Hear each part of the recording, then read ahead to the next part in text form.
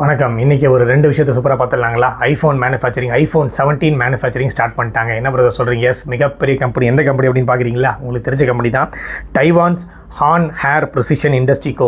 நான் கேள்விப்பட்டதே இல்லை அப்படின்றீங்களா? ஃபாக்ஸ்கான் கேள்விப்பட்டிருக்கீங்களா? அவங்களோட தாங்க இது. நம்ம இந்தியாவில் ஃபாக்ஸ்கான் சொல்கிறோம், பட் ஃபாரினில் அந்த டைவானில் இந்த கம்பெனி பேரில் தான் ரன் ஆகிட்டு இருக்கு. ஃபாக்ஸ்கான் பெங்களூரில் லார்ஜஸ்ட் மேனுஃபேக்சரிங் அவங்களோட ப்ரொடக்ஷன் ஸ்டார்ட் பண்ணிட்டாங்க. இந்த ஃபாக்ஸ்கானை பற்றி ஒரு விஷயம் சொல்லணும்னா, இவங்க தான் வந்து இந்தியாவிலே largest man power capacity handle பண்ணுற ஒரு கம்பெனின்னு சொல்லலாம். 25,000 ஒர்க்கர்ஸ் வித் 300 ஏக்கரில் ரன் ஆகிட்டு இருக்கு. இந்த 25,000 ஒர்க்கர்ஸே அதிகம் நினைக்கிறீங்களா? ஆக்சுவலாக இந்த கம்பெனியோட கெப்பாசிட்டி எவ்வளோ தெரியுங்களா? Man power capacity 100,000 workers. கிட்டத்தட்ட 1/4 ஆஃப் ஒர்க்கர்ஸ் வந்து ஃபில்டாக இருக்காங்க. இன்னும் 75,000 ஒர்க்கர்ஸ் ஃபில் பண்ணி ரன் பண்ணுற அளவுக்கு அவங்களுக்கு அந்த அளவுக்கு ஸ்பேஸ் வச்சுருக்காங்க. ஸோ இது மட்டும் இல்லாமல் ரொம்ப முக்கியமான விஷயம், 25,000 ஒர்க்கர்ஸில் 90% of the people were young womens. 4 மாதமாக ட்ரைனிங் கொடுத்து இப்படி தான் பேக்கிங் பண்ணணும், இப்படி தான் அசம்பிளி பண்ணணும்னு சொல்லி கொடுத்துட்டாங்க. இப்போ ப்ரொடக்ஷன் ஸ்டார்ட் ஆகிடுச்சு.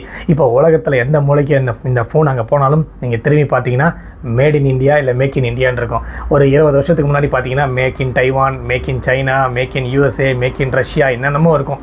இந்தியான்ற வேர்டே இருக்காது. இன்றைக்கி பார்த்தீங்கன்னா பல ப்ராடக்ட்ஸ், அதுவும் ஐஃபோன்னா சொல்லவே தேவையில்லை.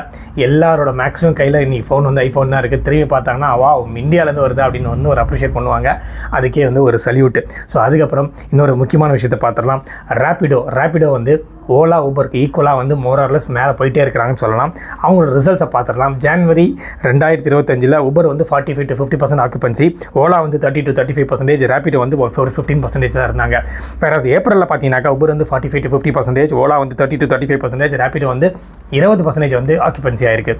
ஆகஸ்ட் 2025 ஜஸ்ட் ஒரு 7 மந்த்ஸில் பார்த்தீங்கன்னா ஊபர் வந்து 45 to 50%, ஓலா வந்து 20 to 25%. இவங்க 2 பேருமே அப்படியே தான் இருக்கிறாங்க. பட் ரேப்பிடோ வந்து கொஞ்சம் ஏறி 30% வரைக்கும் போயிட்டாங்க.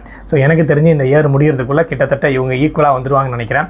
நீங்கள் இந்த 3ல் எதை விரும்புகிறீங்க, எது உங்களுக்கு ஃபெமிலியர் ட்ராவல் பண்ணுறது அப்படின்னு மறக்காமல் எனக்கு கமெண்ட் செக்ஷனில் கமெண்ட் பண்ணுங்கள்.